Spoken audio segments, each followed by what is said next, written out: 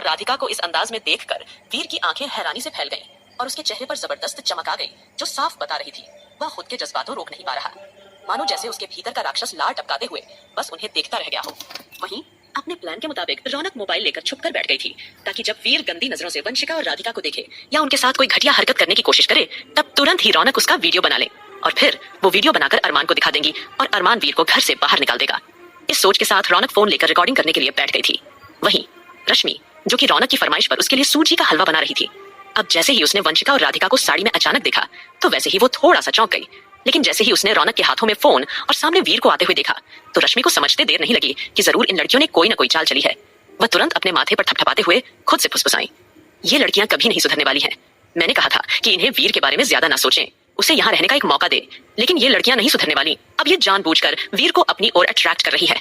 वहीं वीर को अपनी ओर गौर से देखता हुआ देखकर वंशिका और राधिका ने एक दूसरे को देखते हुए चुपके से आंख मारी। कहीं ना कहीं उन्हें लगा रहा था कि वीर अब उनकी खूबसूरती में पूरी तरह से फिदा हो चुका है और अब वह जरूर उनके साथ ऐसी वैसी कोई ना कोई हरकत करने की कोशिश करेगा। यही सोचते हुए वंशिका जानबूझकर वीर के पास जाने लगी। वहीं वीर, जिसकी आंखों में उन दोनों के लिए हवस साफ झलक रही थी, उसने जैसे तैसे अपने इमोशंस पर कंट्रोल किया। तुरंत ही उन दोनों को करीब से जाते हुए देखकर उसने अपनी नजर झुका ली और एकदम से अपने हाथ जोड़कर वंशिका और राधिका को बारी बारी से प्रणाम किया। भाभी जी, आप दोनों बहुत प्यारी लग रही हैं। मुझे पूरी उम्मीद है कि आप दोनों मुझे अपना छोटा देवर समझेंगी। इतना बोलकर उसने बड़े अदब से दोनों के सामने हाथ जोड़ लिया और मौके का फायदा उठाकर चुपके से वहां से खिसक गया। जब तक वंशिका और राधिका कुछ समझ पाती तब तक वीर उनकी नजरों के सामने से गायब हो चुका था। अब वीर को ऐसे जाता हुआ देखकर वंशिका और राधिका दोनों ही एकदम से छिड़कर अपने पैर पटक लिए थे। कहां तो वह दोनों वो इतनी तैयार होकर आई थी कि उनकी खूबसूरती देखकर वीर जरूर उनके साथ छेड़खानी करेगा, लेकिन यह क्या, वह तो भाभी जी करके उन्हें कॉम्प्लीमेंट देकर वहां से भाग गया। ये देखकर तो दोनों चिढ़ गई और पैर पटककर एक दूसरे को हैरानी देखने लगी। वहीं रौनक उनकी ये हालत देखकर पेट पकड़कर हंसने लगी और अगले ही पल वो बेपरवाह अंदाज में बोली, ये क्या हुआ, ये फट्टू तो तुम दोनों को छेड़े बिना ही भाग गया। अब क्या करें, कैसे छेड़ाएं इसे? इस बेवकूफ को क्या लड़कियां छेड़ना नहीं आता? जैसे ही रौनक ने टपोरी अंदाज में ये कहा तो ये सुनकर वंशिका और राधिका दोनों ही खिलखिलाकर हंस पड़ी। अब उन्हें हंसता हुआ देखकर वीर, जो कि एक कोने के साइड में छुपकर उन्हें गंदी नजरों से देख रहा था, वो थोड़े शैतानी अंदाज में खुद से बड़बड़ाया, भले ही इस वक्त मैं तुम लोगों को नहीं छेड़ सकता, लेकिन तुम दोनों ने अपनी खूबसूरती का जलवा दिखाकर मुझे इतना तो बता दिया है कि इस घर में खूबसूरती की कोई कमी नहीं है। बस एक बार मैं इस मेंशन का मालिक बन जाऊं और सब कुछ अपने हाथ में ले लूं, उसके बाद मैं तुम लोगों को बताऊंगा कि वीर रायचंद क्या चीज है। वीर की यह बात गंदी और घिनौनी लग रही थी। अब हलवे का एक थाल लेकर रश्मि, रौनक, राधिका और वंशिका के पास आ गई। वहीं नानी माँ अपने कमरे में आराम कर रही थी, क्योंकि वसुंधरा को देखते ही उनका सर दर्द होने लगा था और फिलहाल वह अपने आप को थोड़ा रिलैक्स करना चाहती थी। रश्मि ने उन्हें दवाई देकर सुला दिया था, क्योंकि वो नानी माँ को बीमार किसी भी कीमत पर नहीं देख सकती थी। उनका ठीक होना उसके लिए बहुत जरूरी था। थोड़ी देर बाद रश्मि हल्की मुस्कान दबाए चारों के लिए हलवा लेकर आती है, लेकिन हलवे की खुशबू सूख कर तब तक वसुंधरा भी अपने कमरे से बाहर आ गई थी। उसने कपड़े बदल लिए थे और एकदम चकाचक बढ़िया से कपड़ों में वो वहां मौजूद थी, मानो जैसे एक बार फिर से वह अमीर हो गई हो।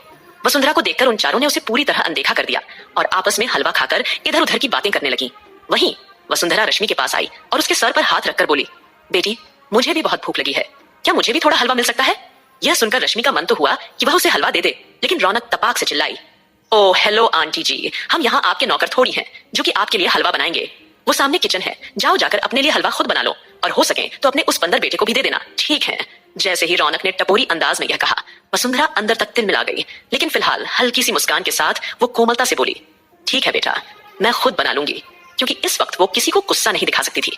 आखिरकार वसुंधरा को अपना कैरेक्टर पूरी तरह निभाना था। वह जानती थी कि गुस्सा दिखाकर अपने लिए इस मेंशन के दरवाजे हमेशा के लिए बंद नहीं करवा सकती हैं, और वह यह भी अच्छी तरह जानती थी कि ये लड़कियां उसे किसी भी हाल में यहाँ टिकने नहीं देंगी। लेकिन वसुंधरा एक चालाक औरत थी, वह इतनी आसानी से यहाँ से कैसे जा सकती थी? फिलहाल जल्दी ही वसुंधरा किचन में चली गई। वहीं दादाजी, जो कि इस वक्त अभिमान जी के साथ मौजूद थे, उनका हाथ पकड़कर उन्हें आश्वासन देने की कोशिश कर रहे थे कि वह बिल्कुल भी परेशान न हो, अरमान बहुत जल्द उनके पास वापस आ जाएगा। ये बोलते हुए दादाजी ने तुरंत आहान को फोन मिला दिया था, ताकि वो अरमान के बारे में पता लगा सके कि आखिरकार अरमान फार्म हाउस पर कर क्या रहा है और कब तक आएगा। दादाजी को कहीं ना कहीं इस बात का भी डर था कि कहीं अपने गुस्से और नफरत के चक्कर में वह खुद को एक बार फिर सजा देना शुरू न कर दे। जिस तरह से वह पहले भी अपने ऊपर खोड़े बरसाया करता था, इस तरह से वह खुद को फिर से जख्मी ना कर दे, इसलिए दादाजी को अरमान की चिंता सता रही थी और वह आहान से अरमान का हाल चाल जानना चाहते थे।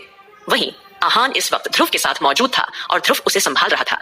ध्रुव ने अभी तक किसी को यह नहीं बताया था कि आखिरकार उस रिपोर्ट्स में क्या आया है। वह तो बस रो ही रहा था, उसकी आंखों में आंसू बेकाबू होकर बहने लगे थे। अब अचानक से दादाजी का फोन आने पर आहान एकदम से ठिठक गया और थोड़ा सा साइड में हो गया, फिर अपनी आवाज शांत रखते हुए बोला, जी दादाजी। क्या बात है, आपने फोन क्यों किया? घर पर सब ठीक है ना? कहीं ना कहीं आहान को यह चिंता सता रही थी कि घर पर वसुंधरा और वीर मौजूद हैं, तो कहीं उन्होंने कोई बवाल तो नहीं कर दिया। इसलिए उसने सामने से सवाल पूछा, घर पर सब ठीक है ना?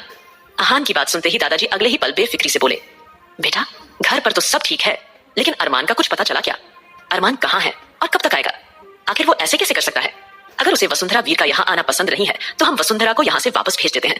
वैसे भी अरमान से ज्यादा जरूरी इस दुनिया में हमारे लिए कोई नहीं है। इतना सुनकर आहान ने एक पल के लिए आह भरी और अपने आंसुओं को रोकने की कोशिश करते हुए धीरे से बोला, दादाजी आप फिक्र मत कीजिए, मैं भैया को लेकर जल्दी ही घर आ जाऊंगा और आप डैडी से बोलिए कि वो बिल्कुल भी फिक्र न करें। आहान अभिमान जी को डैडी कहकर बुलाया करता था। हालांकि आहान अभिमान से इमोशनली अटैच्ड नहीं हुआ था, लेकिन अभिमान जी भी उसे अपने बेटे की तरह ही मानते थे। फिलहाल आहान ने ज्यादा बात ना करते हुए जल्दी से फोन काट दिया, क्योंकि अगर दादाजी ने कुछ और पूछ लिया तो वह उनके सामने फूट फूट कर रो देता और फिर दादाजी भी परेशान हो जाते। ये सोचते हुए उसने गहरी सांस ली और फिर से ध्रुव के पास तेज कदमों से चला आया। अब तक आकाश और सुमित ध्रुव की खामोशी बर्दाश्त नहीं कर पा रहे थे। आकाश ने उसके कंधों को पकड़कर सवालिया नजरों से देख के पूछा, क्या बात है, आखिर तुम कुछ बोल क्यों नहीं रहे हो? वहीं मारिया और टाइगर भी सीरियस चेहरे के साथ मौजूद थे। टाइगर लगातार इमोशनल होकर एक दीवार पर मुक्के बरसाए जा रहा था, जिससे दीवार में दरारें भी आना शुरू हो गई थीं, लेकिन वह रुकने का नाम नहीं ले रहा था। अब मारिया ने उसका हाथ पकड़ लिया और सॉफ्ट वॉइस में उसे समझाया, इस वक्त किंग को हमारी जरूरत है। हम अपने आप को किसी तरह का नुकसान नहीं पहुंचा सकते। किंग का ठीक होना हमारे लिए बहुत जरूरी है। अगर पॉसिबल हो तो दुनिया के सबसे बड़े डॉक्टर को यहाँ ले आओ, लेकिन किंग को कुछ नहीं होना चाहिए। जैसे ही मारिया ने टाइगर को यह इंस्ट्रक्शन दिया, टाइगर जल्दी बाहर तरफ कदम बढ़ाने लगता है, लेकिन तभी उसे ध्रुव की गहरी और कड़क आवाज सुनाई दी, किसी को कहीं जाने की कोई जरूरत नहीं है। अरमान भाई को कुछ नहीं हुआ है, वह बिल्कुल ठीक है। ध्रुव के मुंह से यह सुनकर उनका दिल सुकून से भर आया। टाइगर, आहान और बाकी सबने राहत की सांस ली और उनके होठों पर अपने आप ही एक हल्की स्माइल आ गई। लेकिन तभी एक बात आकाश के दिमाग में बिजली की तरह चमकी और अगले ही पल उसके हाव भाव एकदम से बदल गए। उसने बेचैन होकर ध्रुव से पूछा, अगर अरमान बिल्कुल ठीक है, उसकी कंडीशन भी अच्छी है, उसकी धड़कन भी सही चल रही है, तो फिर उसे होश क्यों नहीं आ रहा? हाँ, और तुम रिपोर्ट्स देखने के बाद इतनी बुरी तरह क्यों रो रहे हो? तुम्हारे रोने का क्या रीजन था? अब आहान ने भी अगले ही पल ध्रुव से यही सवाल किया। तब ध्रुव ने दर्द भरी आह भरते हुए सीरियस आवाज में बताना शुरू किया, देखिए अरमान भाई बिल्कुल ठीक हैं, उनकी बॉडी में सब कुछ और धड़कनें भी सही चल रही हैं और अरमान भाई को 2 से 3 घंटे के अंदर होश भी आ जाएगा। लेकिन होश में आने के बाद वो हमारे अरमान भाई होंगे या फिर कोई और, इस बात की कोई गारंटी नहीं है। ये सुनकर सबके कान खड़े हो गए और नासमझी में सब उसे घूर कर देखने लगते हैं। लेकिन आकाश के लिए यह पहेली समझना मुश्किल हो गया और वो तुरंत रिएक्ट करते हुए ध्रुव पर बरस पड़ा, ये गोल गोल बातें क्यों कर रहा है? हाँ, सही सही बता, हुआ क्या है? तू क्या छुपा रहा है हमसे? अब आकाश और सुमित की बात सुनकर ध्रुव ने गहरी सांस ली और जल्दी ही कुछ रिपोर्ट्स वगैरह दिखाते हुए उन्हें समझाने लगा, हमने अरमान भाई के खून और उनके पूरे शरीर की जांच की है। इस रिपोर्ट से यह पता चला है कि अरमान भाई के शरीर में एक ऐसा वायरस इंजेक्ट किया गया है जो न कभी सुना गया है और न कभी देखा गया है। यह वायरस किसी ऐसे खतरनाक आदमी ने बनाया है जो चाहता है कि अरमान भाई दर्द भरी जिंदगी जिए। उसने अरमान भाई की यादों के साथ छेड़खानी की है। इतना ही नहीं, अरमान भाई शायद अपनी कुछ अनमोल यादें भी खो चुके हैं। अब वो कितनी हैं, कैसी हैं और कहां तक हैं, यह सब हमें बाद में ही पता चलेगा। और मुझे लगता है शायद अरमान भाई आस्था भाभी को उसकी आधी अधूरी बात सुनकर सब लोगों के चेहरे का एकदम से रंग उड़ गया और उनका दिल धक से रह गया। तभी आहान घबराहट में तुरंत चीखा, ये कैसी बातें कर रहा है? ऐसे भी कुछ हो सकता है क्या? कुछ भी बोल रहा है। इंसानी दिमाग के साथ ऐसे कैसे कोई छेड़खानी की जा सकती है? ऐसे तो कभी नहीं हो सकता। और वैसे भी अरमान भाई की याददाश्त ऐसे आधी कैसे जा सकती है यार? अगर जाती तो पूरी याददाश्त जाती ना। इस तरह आधी अधूरी याददाश्त जाने का क्या मतलब है? हाँ, तभी ध्रुव आहान को धीमी आवाज में समझाते हुए बोला, मैं तुम्हें यही समझाने की कोशिश कर रहा हूँ कि जानबूझकर अरमान भाई की जिंदगी के साथ खिलवाड़ किया गया है और उनकी जिंदगी को बेरंग बेमकसद बना दिया गया है और उनकी जिंदगी की सबसे कीमती यादों से खेला गया है। मुझे लगता है भले ही वो ब्लैक डेविल सम्राट मर चुका हो, लेकिन मरने से पहले शायद उसने अरमान भाई के साथ कुछ किया है। सबको धीरे धीरे शक होने लगा कि यह हमला शायद जरूर सम्राट ने ही किया होगा। किसी के भी दिमाग में राजवीर का नाम ही नहीं आया, क्योंकि सबको यही लगता था कि शादी वाले दिन राजवीर को मार दिया गया था, क्योंकि उसी वक्त उसकी पत्नी के साथ उसकी लाश जलाने का हुक्म अरमान ने दे दिया था। हालांकि किसी ने कभी यह पता करने की कोशिश नहीं की थी कि उस समय राजवीर के साथ असल में हुआ क्या था। क्या वाकई में उसकी लाश जलाई गई थी या नहीं? ये रहस्य किसी ने जानना जरूरी नहीं समझा। सब अपनी अपनी जिंदगी में इतने खो हुए थे कि किसी को यह एहसास ही नहीं रहा कि उनके जीवन में कोई दुश्मन बाकी रह गया है। फिलहाल ये सुनते ही आहान फिर सीरियस होकर बोला, लेकिन अगर इस तरह का कोई इंजेक्शन भाई को दिया गया है तो वो ठीक भी हो सकते हैं। तुम उसका एंटीडोट बना सकते हो, राइट? तुम उन्हें ठीक कर सकते हो। पर क्या सच में ऐसा हो सकता है? किसी के दिमाग की यादों के साथ छेड़छाड़ की जा सकती है? ये इंसानी दिमाग है या कोई एंड्रॉइड फोन जिसमें जो चाहो ऐड कर दो, जो चाहो डिलीट कर दो?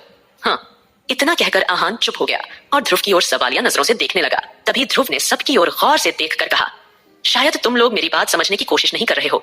इंसानी दिमाग कोई एंड्रॉइड फोन नहीं है। हमारा दिमाग और हमारा दिल वही स्वीकार करता है जो हम चाहते हैं।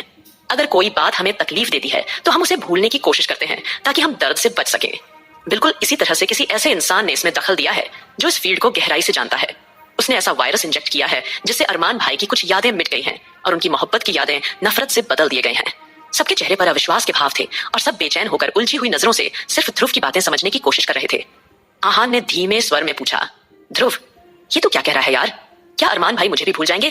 क्या मैं उन्हें याद नहीं रहूंगा? ध्रुव ने आहान के कंधों पर हाथ रखा और आह भरते हुए एकदम से जवाब दिया, ये तो मैं नहीं जानता आहान, पर एग्जैक्टली अरमान भाई क्या भूलेंगे क्या नहीं, और उन्हें कितना कुछ याद रहेगा, ये सब हमें तभी पता चलेगा जब वो होश में आएंगे। फिलहाल तो बस यही दुआ करो कि उनकी याददाश्त ज्यादा न गई हो और वो पहले की तरह ही नॉर्मल बिहेवियर करें। अब सबके दिलों में एक ही इंतजार था, 2 से 3